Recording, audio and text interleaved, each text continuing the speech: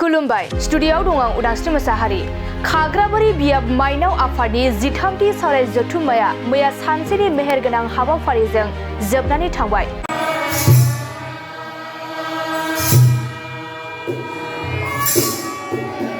उदालगुरि जिल्लानि खाग्राबारि बियाब माइनाव आफादनि सिङाव थानाय गोबसासुबा गामिनि बाथौ थानसालिनि लांगोनायाव सानसेनि हाबाफारिजों खुंगा 13थि सावराय जथुम्माया मेहेरगोनां हाबाफारिजों जोबलांबाय।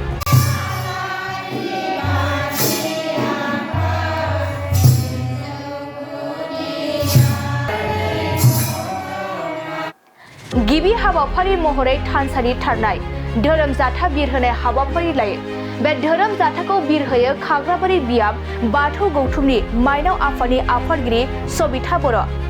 गोथै सि बावजेनो खाग्राबारि बियाब बाथौ गौथुम माइनाव आफादनि बोसोनगिरि नीलिमा बर'आ। खुंगा 13थि सावराय जथुम्मानि गेवलां मेलखौ बेखेवनानै होयो बिटिआरनि मावफुं सोद्रोमा दावैसा बर'आ। आरो बे हाबाफारियाव बाहागो लायो बिटिआरनि एक्स एमएलए लोमस्राव दैमारि, भेरगाव जिल्ला बिसिसिएनि नेहाथारि दिपेन बर',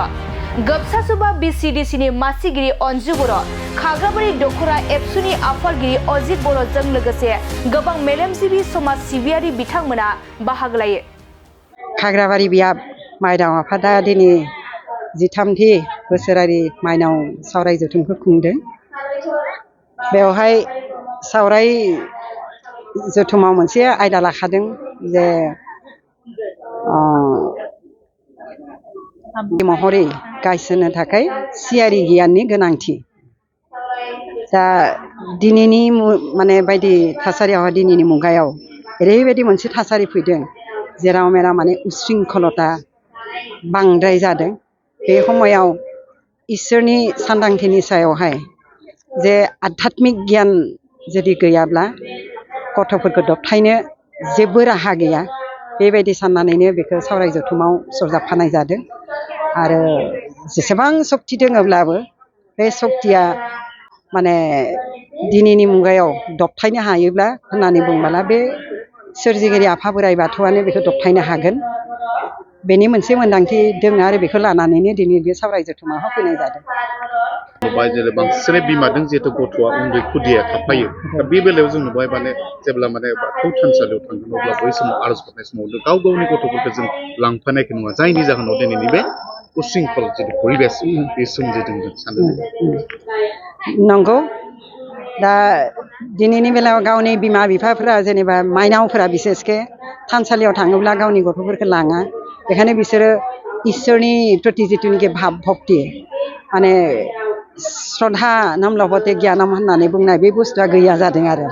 दा श्रद्धा गैयैनि थाखाय मानसिफोरा उच्छृंखल जादों। मानसिनि साननाय हनाय बेलेग लामाथिं थांदों। खिन्थु बे गथ'फोरखौ माने मोजां लामायाव गोथों लामायाव लाबोनो हानाय जिखिनि गुन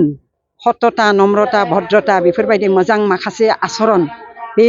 गुनफोरा बै बाथौ थानसालियाव थाङोब्लासो, थानसालिफोराव थाङोब्लासो, बिमाफोरजों थाङोब्लासो, इसोरनि खाथियाव थाङोब्लासो माबा मोनसे गिनाय फैनानै बिसोरो बेखौ माने बाहायबाय थानानै बे मोनसे आखुआव माने माबा सोलायगोन आरो आखु मोनसे सोलायगोन आरो बिदि सानो। दा बोथोरावबो जों नुबाय माने गावनिखौ गारनानै खिन्थु बांसिनै ग्लोम ग्लोम खुदियाफोरखौबो आखाइ हमफा हमफा लांनायफोरखौ जों नुयो, खिन्थु गावनि धोरोमनि सिबिनायाव मा बुंगोन बेसोर? दा बे जोंनि गावनि धोरोम सिबिनाया जिहेतु गोदोनिफ्राय सोलिबोदोंब्लाबो बियो समाजारि हिसाबै मोनसे बेंथेनायाव फैयाखैमोन नालाय, बे फैयावहाय जोंनि बाथौआरिफोरानो माने बेलेग माबायाव थांनानै गुबुन गुबुन धोरोमाव बेनि गोहोमाव फैनानै बिसोरजों माबादोंमोन। बै उन्दैनिफ्रायनो बिसोरो जिथुनिखि बिमा बिफाया सोना लाबाय जे बेयाव थांब्लासो जों इसोरखौ मोनगोन नामा, बेफोरबायदि साननायावनो हयथ' बिथांमोना थाङो।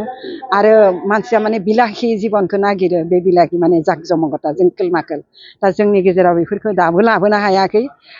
समाजाव माने माबा खालामनानै खौसे लाबोनानै बे जोंखोल माखोल जिथुनिखि मेला बायदि मोनसे सोमजिनाय थासारि, बेखौ जोंनि गेजेराव लाबोनो हायैनि थाखायनो हयथ' जोंनि गथ'फोराबो माने बेखौ माने जोंनि फारसे उनफिननाय मोनसे जाहोन होननानै आं सानो आरो। बांसिनै दानि जिखिनि माने बिमा जादों दायो, दा बिमा जादोंब्लाबो खिन्थु दिनै गावनि गथ'नि फारसे सियारि गियानखौ होनांगौ, नाथाय बांसिन जाबाय दा गोनोखो दाजिमु बे मबाइल, बे मबाइलजोंसो बांसिन बेस्थ' थानायखौ नुदों, जायनि थाखाय दायो सियारि गोहोखौ होनो हायैनि बेबो मोनसे जाहोन नामा? नंगौ बेनो सियारि गियान होनो हायै जाहोना बेनो खारन बे गोनोखो मुगाया ओरैबायदि जौगानाय समाव स्मार्टफन बयनिबो आखायाव जानानै ससियेल मेडियायावनो मुखुब थानानै गावनि खामानि दामानि गासैबो न'खर बेंनाय गासैखौबो बावगारलांनानै गुबुन गुबुन माने उच्छृंखल मोनसे बिमाफोराबो माने बेबायदि लामाजों आगान सुरनायावहाय गावनि गथ'फोराखौबो माने बे लामाजों लांफानो हायियावनो उच्छृंखलताया बारा जादों आरो बिमा माहारिसिम मा खावलायगोन गोथार सान? बिमा हिसाबै आं बे गोथार सानावहाय दिनै खावलायगोन जे प्रत्येक बिमा बिफाया गावनि गथ'फोरखौ जाहाथे सासे माने सुबुं सम्पद हिसाबै दायो मोजां सासे मानसि हिसाबै सासे मोजां नागरिक हिसाबै बे संसाराव गसंहोनो हायो बेनि माबाखौ लाबोनांगौ नाजानायखौ लाबोनांगौ प्रत्येक बिमा बिफाया गावनि न'खरखौ बेंनायाव बिमानि जिथुनिखि गुन माइनावनि गुन प्रत्येक आइजोआ सासे सासे आइजो जायोब्लाबो हयथ' आंनि साननायाव माइनाव होननानै बुंबोला जिथुनिखि जों लक्ष्मी होननानै बुङो बे लक्ष्मी गियाना जुदि थायोब्ला साफ्रोम बिमाया सासे माइनाव जायोब्लानो बेनि गथ'फोराबो बेनि न'खराबो सोद्रोम जागोन आं बेखौ सानो आरो बियाबनि आनसलिकनि जोंनि गबसासुबा गामिनि दालाइ आफादाव जिथामथि बोसोरारि जथुम्माखौ सावरायमेलखौ मेहेर गोनाङै खुंनायनि थाखाय जोङो गोसोआव खुसिनो जोङो सानदों जोङो आरो बे खुंनायाव जोंनि माइनाव आफादनिनो आफादगिरि जोंनि सुमित्रा बायद' आलासि महरै जोंनि सिजौआरि सोमोन्दोनि सावरायमेलखौ जोङो दिनै जोंनो नांगौथिखाय जोङो बेखौ सावरायनो लानाय जादों आरो लोगोसे जोंनि बे गामियाव सफैनो हानाय जोंनि आलासि महरै जोंनिनो बिपिनि बारग' बिपिनि लोमस्राव सार दैमारि बेखौबो जोङो आलासि महरै मोननाय जादों बेयाव गोबां मोजां जोंनि धोरोमनि सोमोन्दै सावरायनो गोलांबाय बेनिफ्रायबो जोङो हाजासे जों साबायखर बावबाय सारनिसिम आरो बे जोंनि गामिनि गबसासुबा गामिनि जोंनि गामिनि आरो जोङो आलासि महरै मोनदों जोंनिनो मानगोनां श्री दावबायसा बर' सार बियो मेन आलासि महरै जोङो लिंनाय जादोंमोन बेखौ जों हाजासे सारनिसिम जोङो साबायखर बावहरबाय बुंनायाबो जोंहा जोबोद एना गोरोन्थि जानो हानाय बेयाव माबाफोर जेनेबा बिनि थाखायनो जोङो जोंनि खाग्राबारिनिफ्राय सफैनानै गासै जोंनि माइनाव आफाद गासै जोंनि इउथनिफ्राय गासैखौबो जोङो जोंनि बे मेहेरखौ जों गोसो खुसिजों मेहेर गोनाङै खुंलांनो हानायनि थाखाय जों हाजासे गासैखौबो आं साबायखर होनाय थाबाय। गिबियावनो खुलुमबाय जों खाग्राबारि